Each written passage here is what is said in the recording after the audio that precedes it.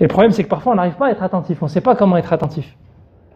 Parfois, on se dit, bon, ok, tout ça c'est bien, mais moi, je ne gère pas un état. Mais déjà, dans ma famille, des fois, je ne sais pas comment gérer.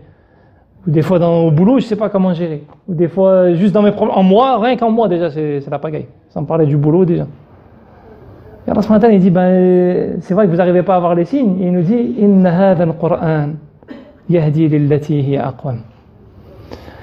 Donc, il y a déjà une réponse pour nous qui ne savons pas. Il nous dit, tu ne sais pas comment chercher la voie. Allah subhanahu wa ta'ala, il nous dit, certes, ce Coran guide à la voie qui est la plus rectiligne, ou à la voie qui est la plus droite, ou à la voie qui est la plus ferme, à la voie qui est la plus solide. Aqwam, c'est que tu tiens debout.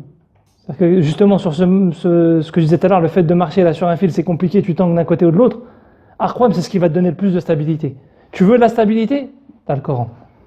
Et le problème, c'est qu'on répète souvent ça, et pour autant, est-ce que ça nous aide à avoir une vraie relation avec le Coran intense? Quand on sait que les compagnons, de manière générale, finissaient le Coran en 7 jours, c'est quelque chose qui doit nous parler. Parce que très souvent, on se dit, et je me parle à moi le premier, très souvent, on se dit, ouais, mais si je devais finir le Coran en 7 jours, j'aurais pas de temps pour faire plein d'autres choses. Mais on ne se rend pas compte de tout ce qu'ont fait les compagnons. Parce qu'ils avaient la baraka dans le temps. Et si on a la croyance dans le fait que le prophète a fait l'Isra al-Mi'raj en une nuit, on sait ce que veut dire le baraka. Faire l'Isra al-Mi'raj en une nuit, ça n'est possible que par le baraka. Sinon, c'est pas possible. On peut dire ce qu'on veut, mais c'est pas possible. Donc Allah subhanahu wa ta'ala, il nous dit, si vous avez cette conscience-là, le Coran va vous amener le baraka dans le temps.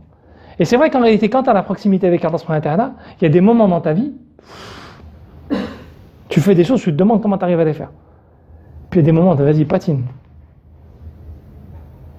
Et Allah subhanahu wa ta'ala nous dit, Inna hadha al-Qur'an yahdi lillati hiya aqwam. Tu sais pas en vérité comment te dépatouiller de tout ça, Allah subhanahu wa ta'ala nous donne la solution.